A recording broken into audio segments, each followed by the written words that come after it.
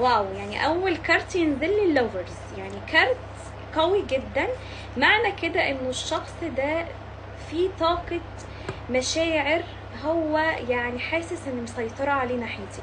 انت مسيطرة جدا على احساسه، مسيطرة جدا على مشاعره، وشايفة ان الشخص ده بيشتاقلك قوي، زي ما يكون الشخص ده حاسس ان في رابط بينك وبينه قوي جدا.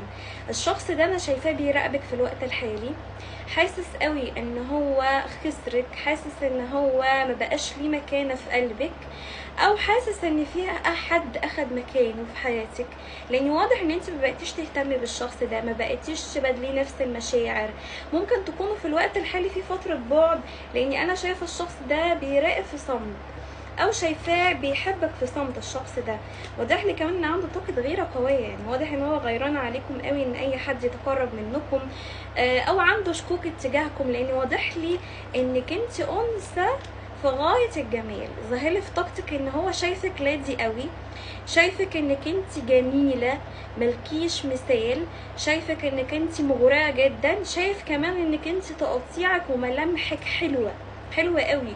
واضح ان هو بيشوف عيون الاعجاب وعيون الاشخاص اللي حواليكي حابين قوي يرتبطوا بيكي، او حابين ان هم يعني يكونوا في علاقه. متعلق بيكي الشخص ده جدا، وشايفاه انه بيحلم بيكي كمان الشخص ده، وعنده طاقه حزن على فراقك، وعنده طاقه كمان ندم عليكي، زي ما يكون الشخص ده هو اللي قرر ان يقطع العلاقه، او قرر ان هو يبعد من نفسه. لان شايفه ان الشخص ده يعني بيفكر في رجوع، بيفكر يكتب لك رساله، انت وحشه الشخص ده جدا.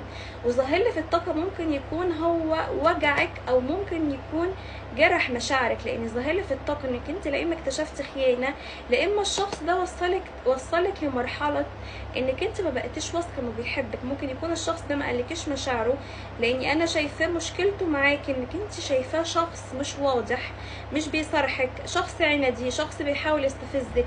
ولكني شايفه في طاقته انه معجب جدا بيكي، وانت عاجباه موت، وداخله مزاجه وداخله دماغه جدا.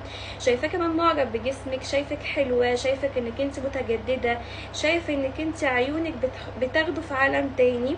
زي ما تكوني انت لما الشخص ده بيشوفك كده اللي هو يعني ما يبقاش عارف يعمل ايه ولا يقول ايه. الشخص ده ظاهر في طاقته ان هو عايز ياخد معاكي خطوه ارتباط، عايز ياخد معاكي خطوه استقرار. شايفه كمان الشخص ده عايز ان هو يخليكي رقم واحد في حياته، عايز يديكي كل وقته، يديكي كل طاقته، يديكي كل مشاعره.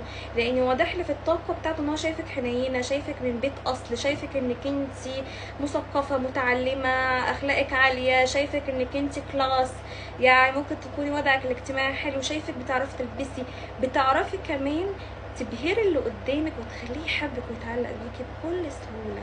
فانت بصراحه خطفتي قلب الشخص ده وسرقتي عقله بيكي، لان ظهر لي في الطاقه ان الشخص ده مش قادر يسيطر على تفكيره ومشاعره ناحيتك، عشان كده عايز يكلمك وعايز يتاسف لك وعايز يقولك انه بيحبك. اشكرك.